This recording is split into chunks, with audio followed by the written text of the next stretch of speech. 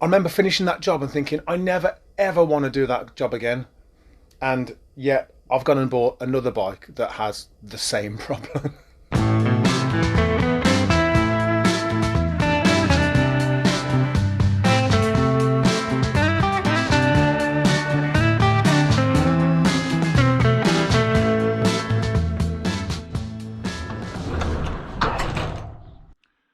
I've been trying to make room in here.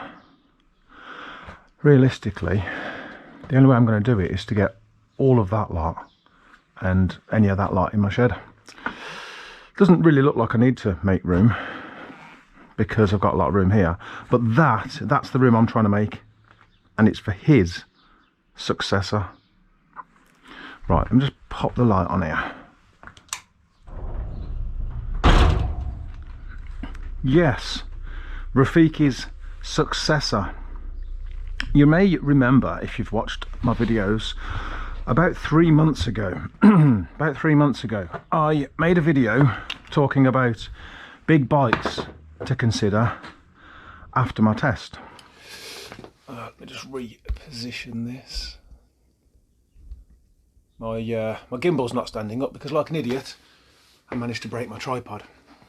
So, big bikes to consider now that I've passed my test. Bikes to succeed Rafiki. So in that video, just as a very, very brief recap, we had Yamaha's R3, CBR 500R, CBR 600RR, Triumph Daytona, R6, and the wild card was the Triumph Street Triple. Now that was about 3 months ago, and after I made that video I very quickly realised that my taste in motorbikes is actually quite expensive. So then the realisation, the reality hit that, you know, having expensive taste in motorbikes isn't a problem if you've also got the funds to match, and I didn't. So then I had to look at how was I going to get a bike, one of the 6 that I wanted, or was I going to do something different and get myself something maybe a bit cheaper, a bit older. And I have genuinely considered both, but I really did want one of those 6 bikes, and I was getting my act together. I had a plan, and then I had an opportunity to get one of these bikes at a seriously reduced price. And it's at a seriously reduced price because, of course, it does need some work. And I don't set out to buy broken vehicles. I know that I've had Percy here for 9 years, and I really should get my act together and sort him out. And then I have Lexi. I've had Lexi for 5 years, and yes, 3 weeks into owning Lexi I had to take her off the road and do a whole bunch of welding, and I've had her now 5 years and she's been like a rolling project. Then there's the 306, which has been an accidental project, and now this motorbike incoming. In fact, the only thing that I have, the only vehicle I have that I actually bought not needing any work was Rafiki here. Bought him with a full MOT, and despite having a full MOT, I still started working on him almost immediately, you know, changing tail tidy and taking a few crappy stickers off, etc. I don't set out to always buy broken vehicles, but I had an opportunity to get one of these bikes at a seriously reduced price, and I couldn't let that opportunity go. Now, collection of this new bike has been an interesting one because I wanted to go and get it myself because I picked Rafiki up, but back then I had a Peugeot 807, and that was, it's still comical. I still laugh about it today. Picking up this bike was an amazing journey. But I don't have that 807 now, so it was either get a van, get some ratchet straps, etc, etc, and go and pick it up myself, which was my preferred option. But then I looked at the cost, etc, and figured that it would cost me just as much to actually get someone to collect the bike for me. So I arranged for a courier to go and get the bike for me, and it has not quite gone to plan, shall we say. I don't want to say too much because I'm still dealing with my own frustration over all of this, but the bottom line is the bike should have been here Friday. It's now Sunday, so the bike's 2 days late. The seller has been really, really patient. and I'm really glad that the seller is as patient as I am. You know, this weekend I have had to, in fact most of the week, I have had to exercise all of my patience, just in the hope that the bike will actually at some point turn up. But I've got it on good authority now that the bike will be here at 12 o'clock today, and it is currently 11:04. So as you can imagine, I'm like a kid on Christmas Eve, even with the patience of a saint, which I apparently have. I'm like a kid on Christmas Eve.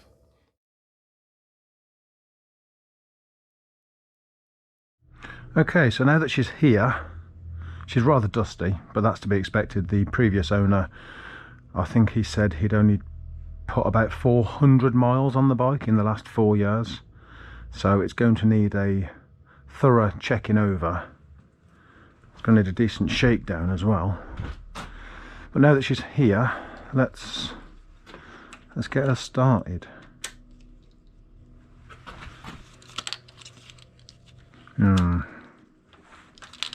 So that should be, yeah, that's that. That's the lock off. That's meant to be ignition. Tires are really low on air. I can feel them. Yeah, I can really tell this bike hasn't been used. It's dust. It's so dusty. I need to wake her up, but her battery's flat. Now that doesn't surprise me. The owner did say, previous owner did say, that because he hadn't used the bike, the battery kept going flat because of the alarm, etc. So let's get, it's got to be a key thing somewhere. Here we go.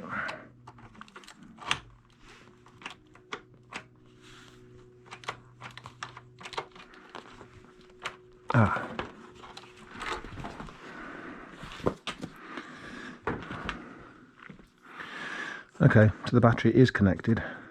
Let's get Lexi's jump pack. I call it Lexi's jump pack. It's not Lexi's, but I bought it after Lexi broke down, and it's stored in Lexi, so it gets dubbed Lexi's jump pack.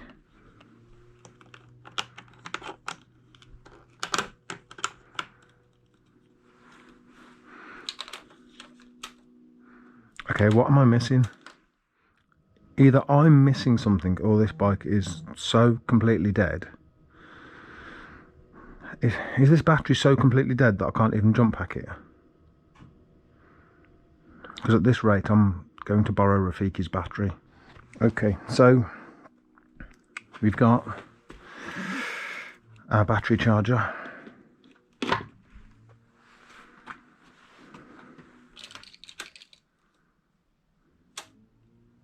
Ah, we have some sort of life. Can you hear the horn? You remind me of the 306. Right, it's definitely a battery issue. Right then, we have successfully borrowed Rafiki's battery. This is going to be a little difficult to get this done, because if I put that where it needs to be, they need to get to there, or I use them. That one is not stretching at all. This one would. That one would reach onto there. Okay. What about, yes, that'll do. It's going to be a bit awkward, but just get some power into this thing, maybe I'll just put the battery under there, screw it in.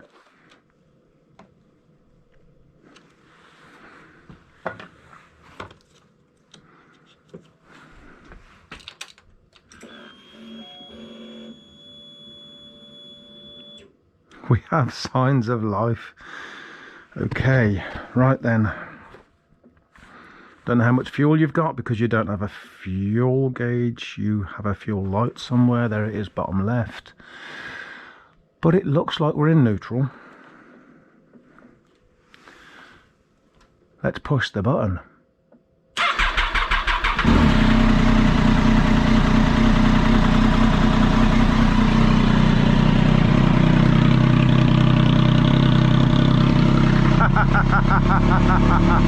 She lives. She lives.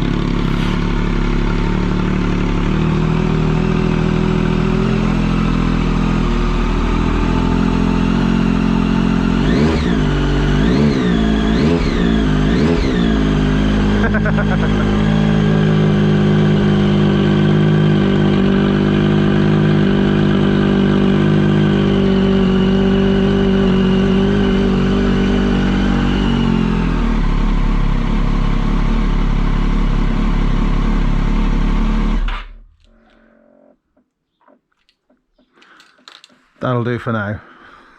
She lives. She lives. That exhaust is so loud. My gosh, I just want to ride this bike now. It's meant to be a little bit of a project because I've got a few jobs to do.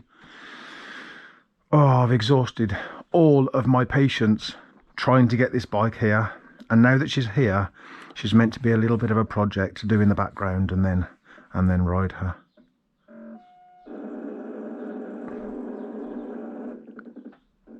Have you finished? There we go. Okay, so she's now back in one piece. So my plans for this bike then. I just want to ride this bike, but let's realistically have a look at the plans for this bike. So mechanically, she failed her MOT 8 months ago on steering operation linkage, fouling when handlebars turned from lock to lock. And I did notice almost immediately that there's nothing to stop the handlebars. There's no steering stop, which is ironic because Rafiki, if you've seen my previous videos, you'll remember last August Rafiki failed his MOT on almost the same thing. His steering stop was bent, and then when they tried to straighten it out, it broke, and so he had nothing to stop his handlebars from hitting the tank either. That was the worst job I'd ever done. I had to strip the whole bike down, all the fairing was off, the nose cone was off, and welding. And I remember finishing that job and thinking, I never ever want to do that job again. And yet I've gone and bought another bike that has the same problem. Okay, there's the problem right there. There's meant to be something there, a bracket of some description is meant to be there to stop the steering from going too far, and you can see that it's snapped off. I wonder if I could zoom in on that. Crap. Oh, at least with Rafiki I had the bracket and I could weld it back on. It's exactly the same job as Rafiki. Bugger. Okay, well, it is what it is. I was hoping it wouldn't have been that bad. I was hoping that the bracket would have been there at least. Maybe if it was bent, could have straightened it, done whatever I needed to do with it. But it's actually, the bracket's completely missing. But now, at least I know. At least I bloody know. Mechanically, that's the only thing the bike failed her MOT on before. Okay. That said, we'll get that job done. But what else do I want to do to this bike? You know, any other jobs? Anything aesthetic that I want to do? Yeah, let's have a look. As far as tank protectors go, they do serve a purpose. I'm not a fan of this one, to be quite honest, and I'm not a fan of that thing either. So first impressions are that I want both of those gone. If there are scratches underneath that protector, then there are scratches there.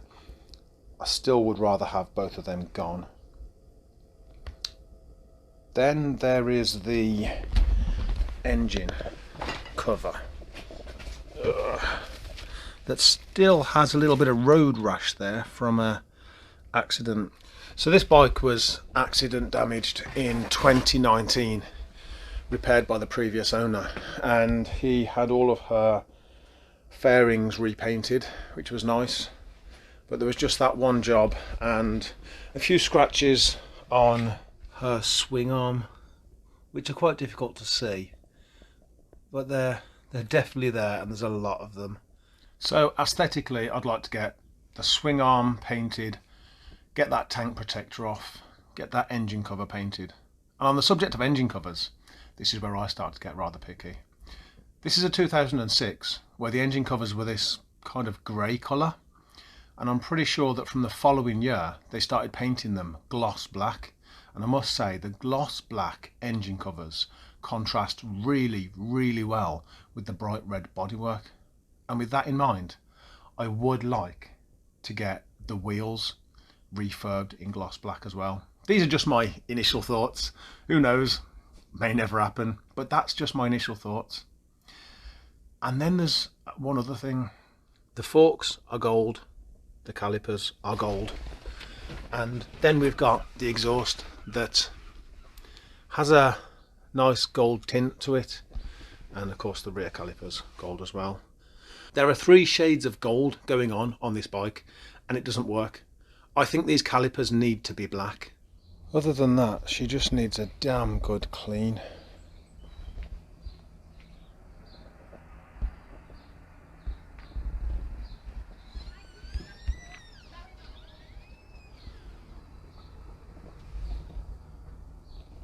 So lots of cosmetic things that I'd like to do, but we must get that steering stop sorted. That's the major one. We've got to get that sorted out. It was easier with Rafiki because I just welded his steering stop back on, but he has a steel frame, and I had the piece that I could weld on. This bike, this Daytona, aluminium frame, and I don't have the piece to weld back on there, and I've never welded aluminium, so I either need to learn how to weld aluminium, or I need to get someone in to do it for me.